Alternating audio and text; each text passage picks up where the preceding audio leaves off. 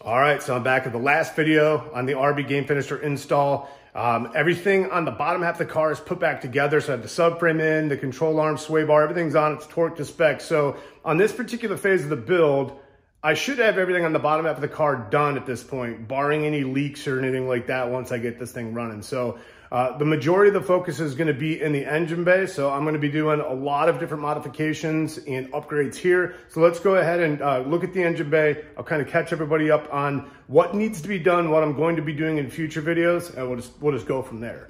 So as you can see, there is no coolant overflow, no vacuum canisters, no charge pipe, blow off valve, and some other things are kind of missing. Reason is, as I'm doing VRSF hot side inlets, you can see the rear turbo inlet is already installed because you have to do it on the bottom half of the car, and have the front turbo inlet here. I got it taped up so nothing falls in there because that would suck.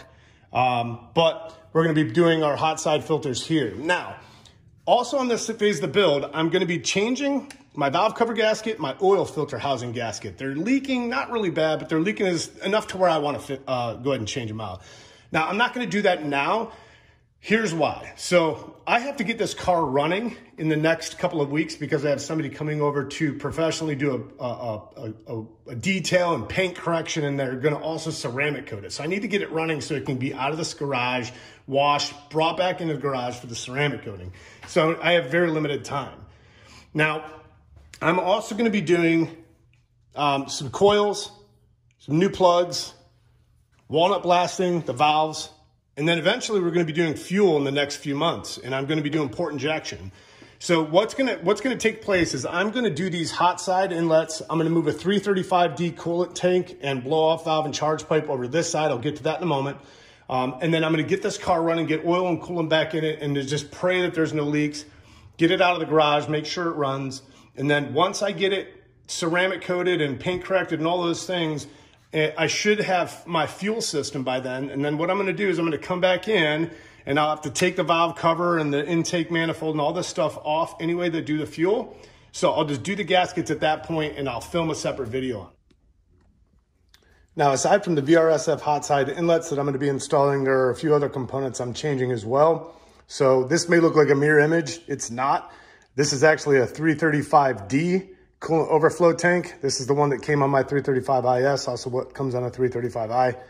So this is gonna be made to mount on the driver's side. So if you've ever seen a 335D, it's the diesel version of this car. It has the coolant overflow tank mounted on the driver's side. So this is a more correct fit. And now if you're running hot side inlets, almost all of those kits basically just allow you to reuse your coolant overflow tank by just moving it over, and they include some brackets. In fact, if you look at my hot side inlets, you can see some of the brackets in there. I'm gonna go a different route by using the 335D option instead. Also too, I'm using Berger Motorsports 335D charge pipe. Now this particular one comes with a flange for the tile Q50 blow-off valve, so I'll be able to continue to use that. Here's my old one. Now you can see if we can compare them, they're completely different. So where the blow-off valve and all that mounts, and then where the curvature in the pipe is different as well. Now, this isn't my idea. This is something that a lot of people do. I think most people just reuse and by moving it over and using the brackets. Some of us like to allow it to look a little bit cleaner, so we go with this option. It's a little bit more money because you got to buy the overflow tank, buy the new charge pipe and all that. But this is the route I'm going to go, and when we get it all hooked up to the car, I'll show why. Also, too, because I've changed my turbochargers, I need to run, and I think it's from an N20, but it's a 3.5 bar TMAP sensor, so I can run more than 20 PSI. In order to do that, Berger Motorsports also has this adapter. You have to run an adapter to be able to run this TMAP sensor. So you may not know that, but if you're going to run more than 20 PSI, which is the boost limit on an N54, you need to run a larger TMAP sensor. So most people are running the 3.5 bar. Some people are running a 4 bar. That's for those running huge turbos and huge boost. I think you need a 4 bar if you go over 40 PSI or something along those lines. So if you're gonna run boost, you're gonna need big boost anyway, you're gonna need a larger TMAP sensor. So I got both of these from Berger Motorsports. So let's go ahead and get this stuff on the car, and I'll show the difference between the fitment.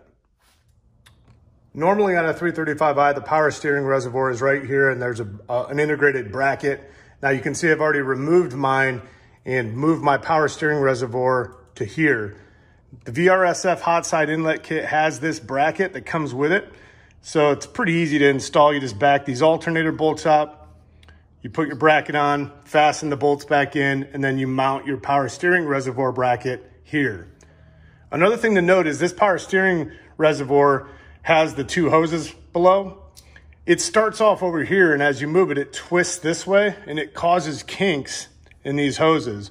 What you'll want to do is loosen this up, and it allows you to turn the reservoir within this mounting bracket and relieve the stress in these hoses. Just thought I'd mention that. This is the coolant overflow reservoir that comes on a 335i. Now it's normally mounted over there on the passenger side, but when you're doing a hot side kit, most of these kits are going to come with brackets to allow you to mount it right about here. And then it sits there, and then you have to, like I've done, relocate your power steering reservoir. Now, what some people do, and listen, this option's fine. It works for most people. That's why the kit was designed that way. But what some people do, and what I'm going to do, is take advantage of the way BMW makes this chassis modular. And what I mean by that is the 335D, which is the diesel variety of this car, has its coolant overflow reservoir mounted here. And it mounts right up. There's no brackets or anything you need to do. The only thing you really need to do is take your grommet, pull it out of the chassis from the other side, put it here. It's all ready to go. And it's plug and play. You just plug that pin in, put your two fasteners, and then you're ready to go. The problem that causes, though, is when you're using a normal charge pipe,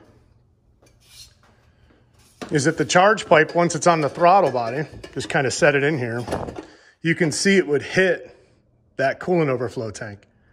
The solution is to use this BMS 335D charge pipe, which as we put it in, you can see it kind of wraps around more toward the alternator, and it gives you some clearance here.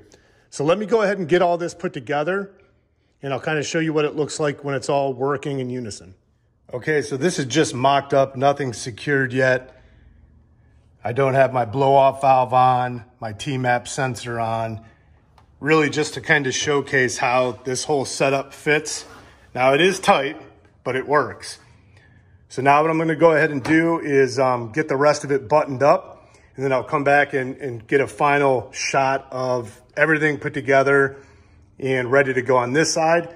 Now, one last thing I wanna mention is that you have to shorten this hose right here for the overflow.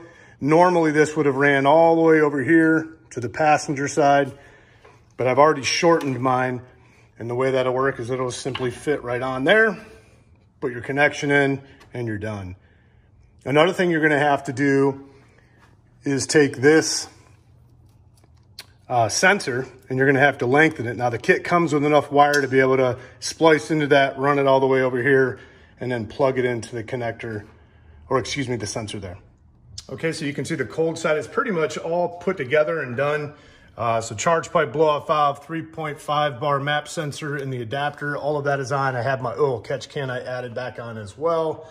All of my feed lines, and then the one down here, this is the hose that comes with the VRSF kit, so you can extend this over to the driver's side. I just ran my hose right here along these oil coolant lines, and then down there you can see, let me get a light, down there, the connection to the water pump. So all of that extra hose and the clamps and all that comes with the VRSF kit. But like I said, it's kind of vague, the instructions, so you're left really trying to figure it out. But if you just fiddle it with it and all that, you'll be able to kind of tell what goes where. But I think that's one of the areas they could have done better on this kit. But nonetheless, it should work. I'm just hoping none of it leaks. You can also see this is the wire, this red and black wire. It runs, I kind of tucked it here, and it runs all the way over to where the level sensor was for the coolant tank. That's where it originally was, so you just splice it in and run it here, and then I just kind of ran it behind, and then it hooks over to the back side here. Now I'm gonna move over to the hot side. I'm gonna try to talk about what I have in place already, kind of how to get it done, and then I have a heat shield that I need to put on that comes with my RB turbos, and then I'll get all this area buttoned up, and then the last thing I'll need to do is relocate my vacuum canisters. All right, so the hot side is on. Now this isn't a traditional DIY video, but I do want to kind of go over how all of this hot side goes together. Because like I said, when you open up the kit from BRSF, there's no instructions in it. They have a link to instructions on their website. But again, this kit has been through some revisions since that DIY was put together, and that DIY is missing some parts, so it's incomplete. So you really are, when you open the box, left figuring out how everything goes together. So let me walk you through this. Obviously, the front turbo here, rear turbo inlet here. The front turbo is the easiest one. It's just a straight metal pipe that connects right to a rubber elbow right into the turbo inlet. Where it gets a little tricky is your rear turbo. You have this metal pipe that kind of has this 90-degree bend, and then you have a coupling that you have to figure out. It's right here. Let me see if I can get in there, get a light on it maybe. Maybe not. Yeah, so that coupling connects to the rear pipe, which then goes all the way down to a rubber elbow that connects onto the rear turbo inlet. If you're putting this all together out of the box and just kind of, mocking it up in your house or in the garage, you'll be able to figure out how it all works. But I will say that it is a tight fit when you also have an aftermarket outlet for my RB turbos. So you can see right here, actually, my rear boost solenoid is touching on that inlet pipe. So it is a very tight fit, but it can be done. Now right here is where you tee off into the PCV system. You can see 1, 2, 3 ugly little hose clamps. This is one of the areas of the kit I think is deficient. Maybe that's not even how they designed it to go, but it's the only thing that makes sense to me. Maybe somebody in the comments can tell me where I've screwed that up. But then what I do is what I did is I took that rubber hose all the way back here and I connected it to the PCV system. Now there's really no fitting that comes with the kit that plugs directly into that PCV hose. So I just kind of adapted my own. I cut the PCV hose to where there was a smooth section. I inserted it into the hose. I put another one of those ugly little hose clamps on there. And then you can barely see I have a black zip tie wrapped around both that's compressing it so that it makes that return. And I'm just hoping that that hose doesn't develop a crack over time. All right, so this is the hot side. Again, what I would recommend anybody doing this kit is when you get it, just mock it all up in your house or in your garage or whatever so you can kind of see how it all fits together. Then you have a pretty good idea of how it goes.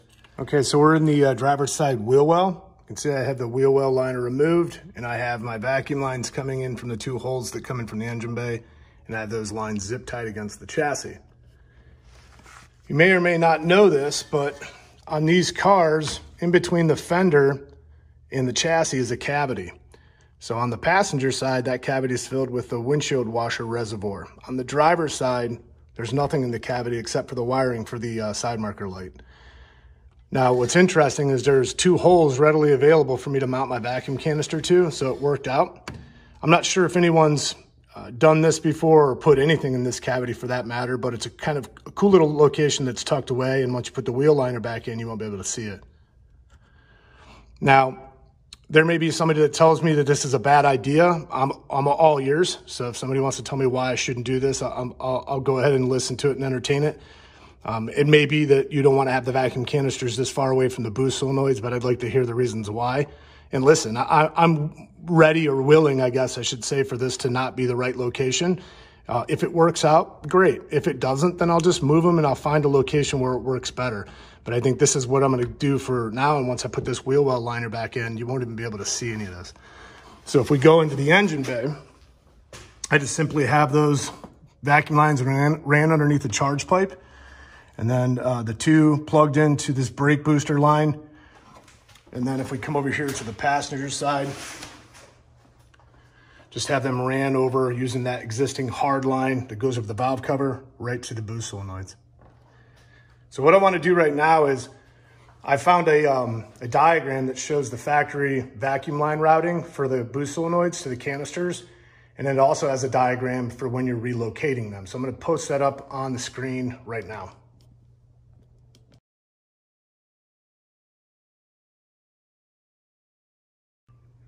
Yeah, that diagram was helpful for me, so I figured I'd share it. Maybe it's helpful for somebody else who's doing this particular kit.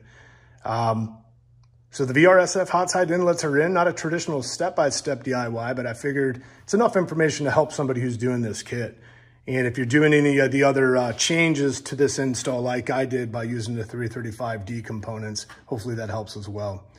The only thing left to do now is to add some oil to the engine, add some coolant, and do the bleeding process. And then we're gonna start this thing up. It'll be the moment of truth. The car has not run since I put the turbos in, obviously.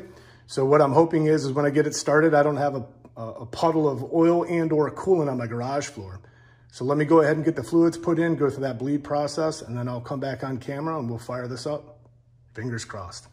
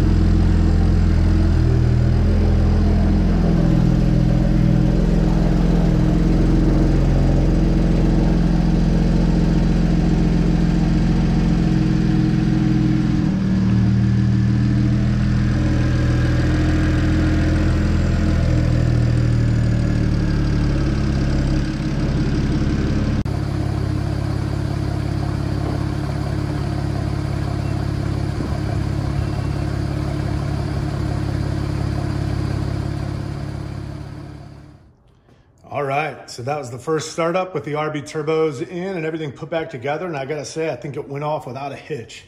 So there's no oil or coolant or any of that spraying all over the engine bay, and there's not a puddle of it underneath the car on the garage floor. So all in all, I think we're in good shape. I did see a little bit of smoke on the hot side here, but I think that's just oil and residue and all that from new components or during the install process. And after a few moments, it burned off. So nothing to be worried about there.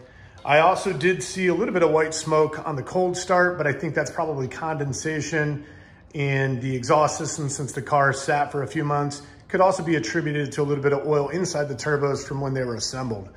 But again, that dissipated also, so I'm not worried about that. So like I said, all in all, I think it went well. Now, as far as next steps, this car is currently on a stage 2+ off-the-shelf MHD map, but I will be flashing it back to stock at the recommendation of Rob before I get it tuned by Doc Vu. So Doc Vu is gonna be who tunes this car, but I have to wait to get my fuel system before I can go to that next step.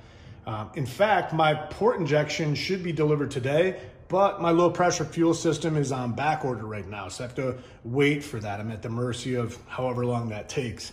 But once I get all the fuel system components here, I'm obviously gonna do a video on the install on that. Once we have the fuel system in and I'm able to run full E85, which is what I plan to run, then I can get a base map from Doc Vu and get this thing tearing it up. The next video I'm gonna drop, like I had mentioned in the beginning of the video, is gonna be on the car getting beautified. So I have somebody coming over to my house in a week to do a paint correction and ceramic coat. So I may drop a video, even if it's a short one, that covers the before and after, maybe even some of the process of doing that. But yeah, that's where we're at. I appreciate everybody tuning in for all my videos, but really excited about these RB videos. So if you have any questions, please ask them in the comments. Hopefully this was helpful to people. And again, I appreciate everybody watching. Take care.